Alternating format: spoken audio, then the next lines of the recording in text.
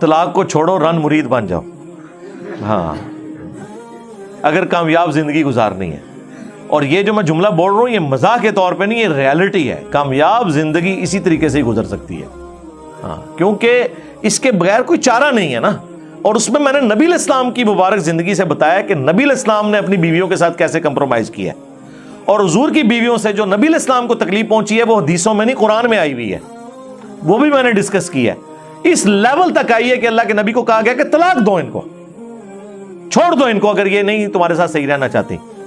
اس وقت جا کے پھر امہات المومنین کو ہے کہ نہیں, ہم نے حضور کے ساتھ اسی فخر کی زندگی میں گزارا کرنا ہے. ٹھیک ہے نا. تو نبی علیہ السلام کی تو شخصیت بہت بڑی تھی, اللہ تعالیٰ نے ڈانٹا تو حضور کی بیویوں کو سمجھ بھی آ گئی. میری آپ کی بیویوں کو سمجھانے کے لیے تو کوئی بھی حاصل نہیں ہونی. اس لیے بہتر یہ ہے جو حضور نے فرمایا نا کہ عورت ٹیڑھی پسلی سے پیدا ہوئی ہے, اسے سیدھا نہ کرو, اس سے نفع حاصل کرو.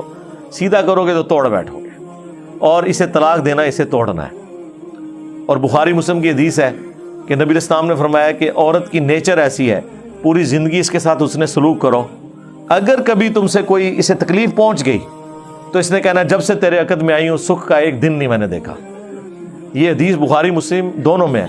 یہ حدیث ذہن میں رکھیں اور آپ کو کبھی اپنی بیوی پہ غصہ ہی نہیں آئے گا. شادی شدہ لوگ تو بارہا اس ایکسپیرینس سے گزرے ہوں گے, الحمدللہ ہم بھی کئی دفعہ گزرے ہیں. تو مجھے تو بالکل کوئی غصہ نہیں آتا. یعنی جب میرے پورے اخلاقیات کو, میرے پورے معاملات کو میری بیوی زیرو سے ملٹیپلائی کرتی ہے نا, تو میں کہتا ہوں صدق رسول اللہ, رسول اللہ نے سچ کہا تھا. تو مجھے غصہ آتا ہی نہیں ہے. میرے نبی کی بات جھوٹی ہو نہیں نہ سکتی, اور میں اپنے نبی کی بات کی سچائی دیکھ لوں اپنی بیوی کی اس زبان کی شکل میں, تو مجھے غصے کی بجائے کہنا چاہیے صدق رسول اللہ, یا رسول اللہ آپ نے سچ کہا تھا, ایسا ہی ہوا ہے. اور آگے رسول اللہ نے کیا کہا تھا, اس کے بعد کیا کر رہا ہے, صبر. ہاں, وہ مسلم کی حدیث کے دنیا برتنے کی جگہ ہے اور بہترین سرمایہ جو ہے وہ نیک بیوی ہے. سنن ابن ماجہ میں حدیث ہے, تم نے کوئی دو محبت کرنے والے میاں بیوی سے بڑھ کے نہیں دیکھے ہوں گے. تو اپنے معاملات کو اس طریقے سے لے کے, وہ عذرائے تفنن, میں ایک بات کروں, وہ بخاری مسلم میں جو حدیث ہے, نبی علیہ السلام سے پوچھا گیا نا کہ میرے سب سے زیادہ حسن سلوک کا حقدار کون ہے, نبی علیہ السلام نے فرمایا تیری ماں. دوسری بار پوچھا تیری ماں, تیسری بار پوچھا تیری ماں, چوتھی دفعہ فرمایا تیرا باپ. اور اس کو سپورٹیو حدیث ہے سنن نسائی کے اندر, نبی علیہ السلام نے فرمایا کہ جنت تیرے ماں کے قدموں کے پاس ہے. تو لیکن جو بڑے ظالم قسم کے مرد ہوتے ہیں نا, وہ یعنی عورتوں کو یہ چیز برابر کروانے کی کوشش کرتے ہیں کہ اب شادی کے بعد تیری جنت میرے قدموں کے نیچے آ گئی ہے.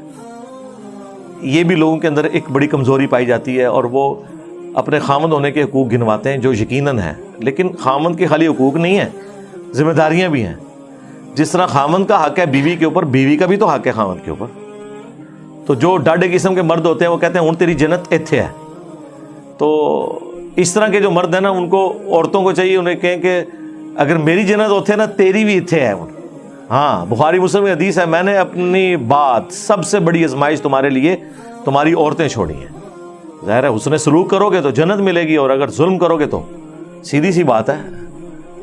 بخاری مسلم دونوں میں حدیث ہے کہ تم میں سے ہر شخص نگہبان ہے, اس سے اس کی رعیت کے بارے میں پوچھا جائے گا. پھر نبی علیہ السلام نے فرمایا ایک مرد اپنے بیوی بچوں کے اوپر نگہبان ہے, اس سے اس کے بارے میں پوچھا جائے گا. ایک عورت اپنے خامند کے مال اور اولاد کے اوپر نگہبان ہے, اس سے پوچھا جائے گا تو نے اپنے خامند کے ساتھ, اس کے مال اور اولاد کے ساتھ کوئی خیانت والا معاملہ تو نہیں کیا.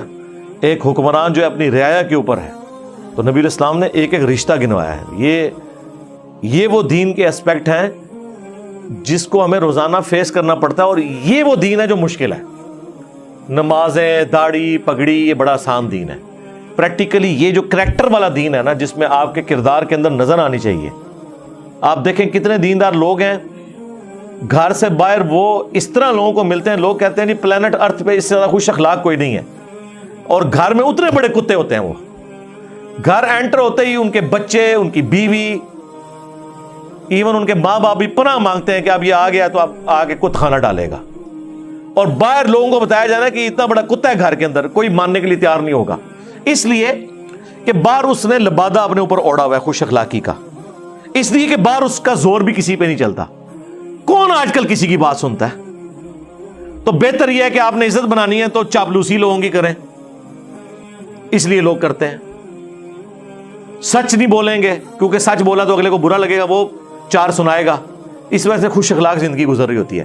گھر چونکہ بیوی بچے ان کے انڈر ہوتے ہیں، ان کو وہ گالی گلوچ کریں، ماریں پیٹیں، انہیں خطرہ نہیں ہوتا کہ یہ کوئی، ہم یورپ امریکہ میں رہ رہے ہیں کہ فون کر کے پولیس بلا لیں گے، اس لیے وہاں ان کے اندر کا گند باہر آتا ہے. جب آپ کو اختیار ملے اور آپ اس اختیار کو مس یوز نہ کریں، یہ بہادری ہے.